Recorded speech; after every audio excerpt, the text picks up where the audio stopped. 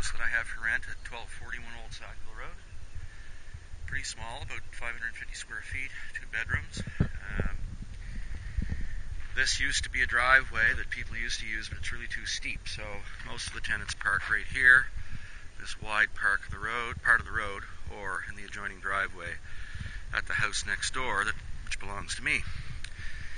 And you can see how close the two houses are together, hence why I'm seeking compatible neighbors, of course, or neighbor. However, there's lots of privacy in spite of the houses being close together, because the Sackville United Baptist Church is right here, and there's a school next door, the Sackville Heights Elementary School, and a soccer field behind. So, and once the leaves get on the trees especially, it becomes very private, as proclaimed by my brother once. He said, "You have a sanctuary in the middle of suburbia."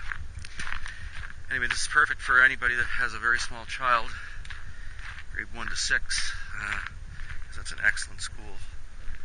In fact, I'm told that some parents move to the neighborhood to go there. So this is my house, and again, the driveway that is shared. I do the snow clearing, and I do all the groundskeeping, so the tenant doesn't have to worry about picking up a snowblower.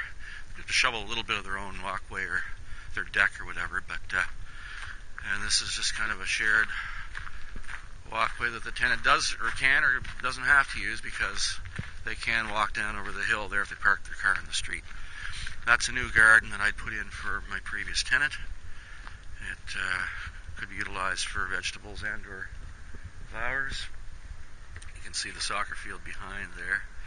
House has a clothesline which goes over to my deck. House is really newly painted about 2 years ago. That's the fence. That fence belongs to my property.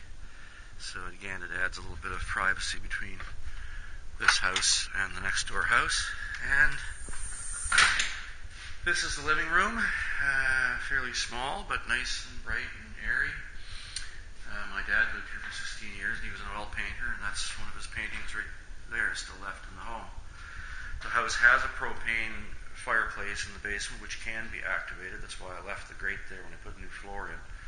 But I think it's just as cheap to use the electric heat, which it has electric baseboards all around. And one bedroom here. This is the older one. And small bathroom, but fully functional. Bathtub and shower. Small vanity. And kitchen is nice, cute little kitchen, but not a lot of cupboard space. Something to think about. I actually made all these shelves for extra plants. I'm a plant enthusiast, as was my dad.